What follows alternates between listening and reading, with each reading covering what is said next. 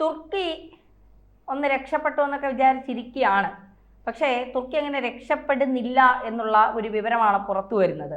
കാരണം ബംഗ്ലാദേശിന്റെ അതിർത്തിയിൽ ഏകദേശം ഇന്ത്യൻ സൈന്യം വളഞ്ഞു എന്നുള്ള ഒരു റിപ്പോർട്ടുകൾ പുറത്തു വരുന്നുണ്ട്. പാകിസ്ഥാനെയും തൂക്കുന്നുണ്ട്.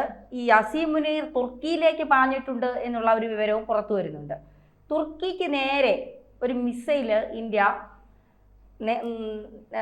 മാറ്റിവെച്ചിട്ടുണ്ട് എന്നുള്ള വിവരമാണ് പുറത്തു വരുന്നത്. അതായത് തുർക്കിയെ അങ്ങ് തീർക്കാൻ ഇന്ത്യ തീരുമാനിച്ചിട്ടുണ്ട്. ഒരു രാജ്യത്തെ എങ്ങനെ മറ്റൊരു രാജ്യത്തെ തീർക്കാൻ കഴിയുമെന്നുള്ളൊരു ചോദ്യം ഇപ്പോൾ പ്രേക്ഷകർ ചോദിക്കും. അങ്ങനെയൊന്നും കഴിയില്ല എന്നുള്ളത്. പക്ഷേ ഇസ്രായേലിൽ ഇരുന്നുകൊണ്ട് ഖത്തറിലേക്ക് ഇസ്രായേലിന് അടിക്കാൻ കഴിഞ്ഞെങ്കിൽ ഇന്ത്യയിൽ ഇരുന്നുകൊണ്ട് തുർക്കിയിലേക്ക് ഇന്ത്യക്ക് മടിക്കാൻ കഴിയുമെന്ന് അതിന് നമ്മൾ മറുപടിയും പറയുന്നുണ്ട്. എന്താ സാർ, അങ്ങനെയല്ലേ? അത് വേണ്ടത് തന്നെയാണ്. കാരണം ഓപ്പറേഷൻ സിന്ദൂർ സമയത്ത് നമ്മൾ മനസ്സിലാക്കിയ ഒരു കാര്യം, നമുക്കെതിരെ പാകിസ്ഥാനെ സഹായിച്ചിരുന്ന രണ്ട് രാജ്യങ്ങൾ, ഒന്ന് ചൈന എന്ന് പറയുന്നത് ആൾ വെതർ ഫ്രണ്ടാണ്, പണ്ടേ ഉള്ള ഒരു ചങ്ങാത്തമാണ്, അതെന്നുള്ളത് നമുക്കറിയാം. പക്ഷേ തുർക്കി എന്ന് പറയുന്നത് പുതിയൊരു ചങ്ങാത്ത ബന്ധമാണ് തമ്മിലുണ്ടാക്കിയിട്ടുള്ളത്. അപ്പോൾ ഡ്രോണുകളൊക്കെ സപ്ലൈ ചെയ്തിരുന്നത് തുർക്കിയെയാണെന്നാണ് പറയുന്നത്. അത് നമ്മളങ്ങ് സഹിച്ചു, അതിന് തിരിച്ചടി കൊടുത്തു ചെറുതായിട്ട്. കാരണം നമ്മുടെ വിമാനങ്ങളുടെ അതിൽ നിന്ന് നമ്മുടെ ലഗേജുകളൊക്കെ ഓപ്പറേറ്റ് ചെയ്യുകയും അതുപോലെ തന്നെ നമ്മുടെ ടിക്കറ്റുകൾ പരിശോധിക്കുകയൊക്കെ ചെയ്യുന്ന ഒരു ഏജൻസി ഉണ്ടായിരുന്നു. ആ ഏജൻസി തുർക്കിയുടെ വകയായിട്ടുള്ള ഒരു സ്ഥാപനമായിരുന്നു. നമ്മളത് മതിയാക്കി, ഇനി നിങ്ങൾ നിങ്ങളുടെ പാട്ടിന് പോയിക്കോ, ഞങ്ങളുടെ കാര്യം ഞങ്ങൾ നോക്കിയോളാം എന്ന് പറഞ്ഞു. അവർ സുപ്രീം കോടതിയിൽ പോയി കേസൊക്കെ കൊടുത്തു. അതിന് സുപ്രീം കോടതി പറഞ്ഞു നിങ്ങൾ പോയി പണി നോക്കിക്കോ എന്ന് പറഞ്ഞപ്പോൾ വലിയൊരു അടി, നമ്മളെ കൊടുക്കേണ്ട അടി ചപ്പക്കുറ്റിക്ക് തന്നെ കൊടുത്തു. പിന്നെ രണ്ടാമത് സംഭവിച്ച തുർക്കിയെ എന്ന് പറയുന്നത് നമ്മുടെ ആൾക്കാർ ധാരാളമായിട്ട് സന്ദർശിച്ചുകൊണ്ടിരുന്ന ഒരു സ്ഥലമാണ്. നല്ല ആഹാരം കിട്ടും, ആട്ടിറച്ചി, പോത്തിറച്ചി എല്ലാം കൂടെ, ബിരിയാണി, മറ്റു വിശേഷങ്ങളൊക്കെ ഉണ്ടല്ലോ, കുഴിമന്തി, മറ്റേ മന്തി എല്ലാം കിട്ടും. അപ്പോൾ അതിൻ്റെ ആ സ്വാദ് പിടിച്ച ആൾക്കാരിങ്ങനെ പോയി. അവിടെ ഒരാൾ എന്ന് പറയുമ്പോൾ മറ്റേ ആൾ 10 പേര് പോകാൻ ഇങ്ങനെ. ടൂറിൻ്റെ പ്രധാനപ്പെട്ട ഒരു ലക്ഷ്യം എന്ന് പറയുന്നത് ആഹാരമാണ്. ആഹാരം. അപ്പോൾ പണം ഇഷ്ടം പോലെ ഉള്ളപ്പോൾ ആഹാരമൊക്കെ കഴിച്ചു. പിന്നെ അല്ലേ ക്യാൻസറും ഒക്കെ വരുന്ന പിന്നല്ലേ ഉള്ളൂ. ഇപ്പോൾ നല്ല സ്വാദ്. അങ്ങനെയൊക്കെ ആയിട്ട് കഴിഞ്ഞപ്പോൾ ആ ടൂർ അങ്ങ് കുറഞ്ഞു. ടൂർ ഓപ്പറേറ്റേഴ്സ് എല്ലാം ഡെസ്റ്റിനേഷൻ ഗ്രീസാക്കി, തൊട്ടടുത്ത രാജ്യം, മനോഹരമായ രാജ്യം, യവന ശില്പങ്ങൾ, കുളിരുകൂരുന്ന യവന ശില്പങ്ങളും ഒക്കെയുള്ള നാട്, ചരിത്രം ഉറങ്ങുന്ന നാട്, നമുക്കറിയാമല്ലോ. ഇന്ത്യൻ സംസ്കാരവുമായിട്ട് വളരെയധികം ബന്ധപ്പെട്ട് കിടക്കും യവന സംസ്കാരം എന്ന് പറയുന്നത്. ആ രാജ്യത്തേക്ക് പോയി തുടങ്ങി. അപ്പോൾ അതിൽ നിന്നുള്ള വരുമാനവും കുറഞ്ഞു കിട്ടിയേ. എന്നിട്ടും പാഠം പഠിക്കാതെ ഇപ്പോൾ ഏറ്റവും ഒടുവിൽ നമ്മുടെ ചെങ്കോട്ടയ്ക്ക് സമീപം നടന്ന ഈ ആക്രമണത്തിൽ തുർക്കിയയിൽ അതിൻ്റെ ഒരു ആസൂത്രണം നടത്തിയിട്ടുണ്ട് എന്ന് പറഞ്ഞാൽ, ഈ പ്രതികളല്ല, ഇപ്പോൾ 4 പേര് പ്രതികളെ ഏറ്റവും പുതുതായിട്ട് വീണ്ടും പിടിച്ചിട്ടുണ്ട്. അവരെല്ലാം സംബന്ധിച്ച കാര്യം ആസൂത്രണമെല്ലാം നടന്നത് തുർക്കിയയിലാണ്. പാകിസ്ഥാൻ ഒന്ന് പേടിച്ച് നിൽക്കുക ഓപ്പറേഷൻ സിന്ദൂർ. അതുകൊണ്ട് ഇതിൻ്റെ ഓപ്പറേഷനൊക്കെ കാണുന്നത് തുർക്കിയയിലാണ്. അപ്പോൾ നമ്മൾ ഈ മിസൈലുകളെല്ലാം പോർമുനകൾ പാകിസ്ഥാന് നേരെ ഇങ്ങനെ പിടിച്ച് വടക്കു നോക്കി യന്ത്രങ്ങളായിട്ട് നിർത്തിയിരിക്കുകയായിരുന്നു. ഈ സംഭവം അറിഞ്ഞതുകൊണ്ട് പതുക്കെ ഒന്ന് ചെരിഞ്ഞ് പടിഞ്ഞാട്ടേക്ക് മാറ്റി. പടിഞ്ഞാട്ടേക്ക് ഇങ്ങനെ ഒന്ന് മാറ്റി വെച്ചിരിക്കുക. ഇതെപ്പോൾ വിടണമെന്നുള്ളത് നമ്മുടെ പട്ടാളം തീരുമാനിക്കും. തെളിവുകളെല്ലാം ഹാജരായിക്കൊണ്ടിരിക്കുക, ഓരോന്നോരോന്നായിട്ട് തെളിവുകൾ വന്നുകൊണ്ടിരിക്കുക.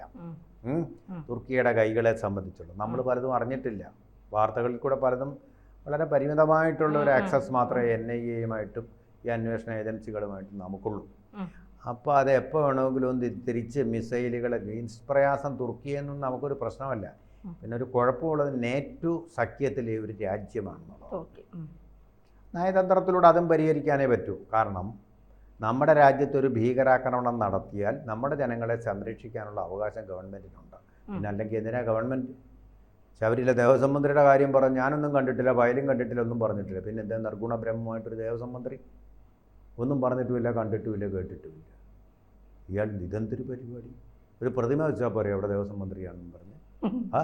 അയ്യപ്പൻ്റെ നൈഷ്ഠിക ബ്രഹ്മചാരിയുടെ പ്രതിമ, വിഗ്രഹം വെച്ചിരിക്കുന്നത് പോലെ ഒരു പ്രതിമയാണ്, ഇതാണ് ദേവസ്വം മന്ത്രി എന്ന് വെച്ചാൽ മതി. അതല്ലല്ലോ എന്ന് പറയുന്നത് പോലെ ഈ രാജ്യം എന്ന് പറയുന്നത് ദുഷ്ടരാജ്യം. നമ്മൾ അവർക്ക് വേണ്ടിയിട്ടാണ് ഖിലാഫത്ത് പ്രസ്ഥാനം ഇന്ത്യയിൽ കൊണ്ടുവന്നത്. തുർക്കിയിലെ ബ്രിട്ടീഷുകാർ തോൽപ്പിച്ചു ഖിലാഫത്തിനെ, അവിടുത്തെ കാലിബിനെ തോൽപ്പിച്ചു. അതിൽ പ്രതിഷേധിച്ചു. വേറൊരു കാര്യം കൂടെ നമ്മൾ ചരിത്രപരമായിട്ട്, Constantinople, the fall of Constantinople എന്നും പറഞ്ഞൊരു ചരിത്ര സംഭവമുണ്ട്. തുർക്കി എന്ന് പറയുന്നത് പഴയ ബൈസാൻഷ്യൻ സാമ്രാജ്യമാണ്, വലിയ ഐശ്വര്യമുള്ളൊരു സാമ്രാജ്യമാണ്. അതിനെ വർഗീയവൽക്കരിച്ചു. ലോകം മുഴുവൻ പിടിച്ചടക്കാൻ വേണ്ടി നടത്തിയ കുരിശുയുദ്ധങ്ങളെന്ന് പറഞ്ഞു കഴിഞ്ഞാൽ കുരിശുയുദ്ധം അത് തടയാൻ വേണ്ടിയിട്ട് ഏർപ്പെടുത്തിയ യുദ്ധമാണ്. മുസ്ലിങ്ങളിങ്ങനെ ഇരിച്ചു കയറി യൂറോപ്പ് മുഴുവൻ ഇസ്ലാമിനെ കൊണ്ടുവരാൻ വേണ്ടിയിട്ട് യുദ്ധം ചെയ്ത് രക്തമൊഴുക്കിക്കൊണ്ട് മുന്നോട്ട് പോയി. അത് സ്പെയിനിൽ വെച്ചാണ് തടഞ്ഞത്. ക്രിസ്ത്യൻ സൈന്യം അത് തടഞ്ഞു. പക്ഷേ തുർക്കി എന്ന് പറയുന്ന രാജ്യം, ബൈസാൻഷ്യൻ സംസ്കാരമുള്ള ആ രാജ്യത്തെ മുസ്ലിങ്ങൾ കീഴടക്കി, അവരുടെ പട കീഴടക്കി. അങ്ങനെ അതിനെ വർഗീയവൽക്കരിച്ച് ഒരു ഇസ്ലാമിക രാജ്യമായിട്ട് മാറ്റി. മറ്റേത് മതഭേദമില്ലാത്ത, മതത്തിൻ്റെ പേരിൽ ഭരിക്കപ്പെടാത്ത ഒരു രാജ്യം. ഇപ്പോൾ മതത്തിൻ്റെ പേരിൽ യാഥാസ്ഥികമായിട്ടുള്ള ആൾക്കാർ ഭരിക്കുന്നു എന്ന് മാത്രമല്ല, മതവുമായിട്ട് ബന്ധപ്പെട്ട മറ്റ് മതങ്ങളെല്ലാം അമർച്ച ചെയ്യുന്നു. അവിടെ ഹിന്ദുക്കളൊന്നുമില്ല അമർച്ച ചെയ്യാൻ. പക്ഷേ യസീദ് എന്ന് പറഞ്ഞൊരു വർഗമുണ്ട്, ആ രാജ്യത്തിൻ്റെ അതിർത്തിയിൽ താമസിക്കുന്നവർ. അവരെ മുഴുവൻ നശിപ്പിച്ചും പീഡിപ്പിച്ചും അവരുടെ സ്ത്രീകളെ ബലാത്സംഗം ചെയ്യുന്നു, കൊന്നുകൾ. അവർക്ക് പ്രത്യേക ഒരു രാജ്യം കൊടുക്കാമെന്നാണ് രണ്ടാം ലോക മഹായുദ്ധത്തിൽ തുർക്കി നടത്തിയ വാഗ്ദാനം. അവർ ആ വാക്ക് പാലിച്ചിട്ടില്ല. അങ്ങനെയൊരു രാജ്യമാണ്, ചരിയൻ രാജ്യമാണ്. എർഗോബാൻ എന്നും പറഞ്ഞ ഒരുത്തരാണ്. അത് പാകിസ്ഥാൻ്റെ വലിയ സുഹൃത്തായിട്ട് വന്നിരിക്കുക. ഇപ്പോഴത്തെ രണ്ടാം ഊഴമാണ് അദ്ദേഹത്തിൻ്റെ. 2 തവണയും അദ്ദേഹത്തിൻ്റെ. കാരണം എന്താ? റാഡിക്കൽ ഇസ്ലാമിക് വ്യൂസ് ഉള്ള ആളാണ്, പൊളിറ്റിക്കൽ ഇസ്ലാമിൻ്റെ വ്യൂസ് ഉള്ള ആളാണ്. അപ്പോൾ അതേ ഒരു കാരണം കൊണ്ട് വേറെ അവരുമായിട്ടൊരു അവർക്ക് നല്ലത് മാത്രമേ ചെയ്തിട്ടുള്ളൂ. അവിടെ വലിയ ദുരന്തം ഉണ്ടായപ്പോൾ സഹായിക്കാൻ ആദ്യം എത്തിയത് ഇന്ത്യയാണ്. ആ നന്ദിയൊന്നുമില്ലാതെ കൊടുത്തു. എന്നിട്ട് പാകിസ്ഥാനാണ് അവരുടെ കേന്ദ്രം. അവർ സന്ദർശിക്കുന്നത് എപ്പോഴും പാകിസ്ഥാനാണ്. യുദ്ധത്തിൽ അവർ സഹായിച്ചതും പാകിസ്ഥാൻ. എന്താ കാര്യം? സഹായിക്കുന്നത് ഇന്ത്യ, പക്ഷെ മതം അവിടുത്തേത് പാകിസ്ഥാന്റെയും തുർക്കിയുടെ മതം ഒന്നാണ്. വന്ന ഒരേ ഒരു കാര്യം കൊണ്ട് അങ്ങനെ ചെയ്യുക. അങ്ങനെ ഒരു വൃത്തികെട്ട രാജ്യമാണ്, ഇത് പറയാതിരിക്കാൻ വയ്യ. ഇത് മാത്രമല്ല, ഇവർ കാണിച്ച മറ്റൊരു വൃത്തികേടാണ്, അവിടെയുള്ള അസർബൈജാനും ആർമേനിയയും തമ്മിൽ ഏറെക്കാലം യുദ്ധം വരും. ഇവരെ മധ്യസ്ഥന്മാരായിട്ട് ഇവർ വന്നിട്ട് ഇവരെന്ത് ചെയ്തു? ആർമേനിയ എന്ന് പറയുന്ന ക്രിസ്ത്യൻ രാജ്യമാണ്. അവരുടെ പ്രധാനപ്പെട്ട സ്ഥലങ്ങളും ഖനികളും എല്ലാം ഉൾപ്പെടെ ഉള്ളതെല്ലാം അസർബൈജാന് കൊടുത്തുകൊണ്ടാണ് മധ്യസ്ഥത ഒത്തുതീർപ്പാക്കിയത്. മനസ്സിലായി? അപ്പോൾ അങ്ങനെയുള്ളൊരു ദുഷ്ടരാജ്യമാണ്. അപ്പോൾ ഈ രാജ്യത്തിന് നേരെ മിസൈൽ അയക്കുക എന്ന് പറയുന്നത് ലോകത്തിൽ ദുഷ്ടതയുടെ തീവ്രത ഇല്ലാതാക്കുക എന്നുള്ളത് അത് ഇന്ത്യ ചെയ്യേണ്ട ഒരു കാര്യം തന്നെയാണ്. അതാണിപ്പോൾ ചെയ്തിരിക്കുന്നത്. നമ്മൾ ഒരു അറ്റാക്കിന് വേണ്ടിയിട്ടുള്ള ശ്രമങ്ങൾ നടക്കുകയാണ്. അതേസമയം നമ്മൾ മറ്റൊരു കാര്യം കൂടെ ചെയ്തു, അതും കൂടെ ശ്രദ്ധിക്കണം. തജിക്കിസ്ഥാനിൽ നമുക്ക് യെയ്നെ എന്ന് പറയുന്ന ഒരു വ്യോമ താവളം ഉണ്ടായിരുന്നു. നമ്മുടെ പട്ടാളക്കാർ ഒക്കെ അവിടെ ഉണ്ടായിരുന്നു. താജിക്കിസ്ഥാൻ എന്ന് പറയുന്ന റഷ്യൻ സോവിയറ്റ് യൂണിയൻ്റെ ഭാഗമായിരുന്നു. അത് തകർന്ന് തരിപ്പണമായി ആക്കിയല്ലോ ഗോർബച്ചേവ്. ആ സമയത്ത് വേർപെട്ടു പോയി. അപ്പോൾ അവർക്കൊരു വിമാനത്താവളം ഇങ്ങനെ വേണം, സൈനിക വിമാനത്താവളം. പക്ഷേ പൈസ ഇല്ല കയ്യിൽ. അന്ന് ഇന്ത്യ എന്ന് സഹായിച്ചതാണ് ഒരു കരാർ അടിസ്ഥാനത്തിൽ. പക്ഷേ അവിടുന്ന് ഇന്ത്യ പിൻവാങ്ങുകയാണ്. ഇപ്പോൾ എന്താ കാര്യമെന്നറിയാമോ? അടുത്ത മാസം റഷ്യൻ പ്രസിഡന്റ് ഇന്ത്യയിൽ വരികയാണ് ഒരു സബ്മിറ്റിന്. ഇന്ത്യ റഷ്യ ഉച്ചകോടി നടക്കുകയാണ് ഇന്ത്യയിൽ. അതോടുകൂടി ചരിത്രം മാറും. ഇന്ത്യ റഷ്യ സഹകരണം അതിൻ്റെ മൂർധന്യത്തിലെത്തും.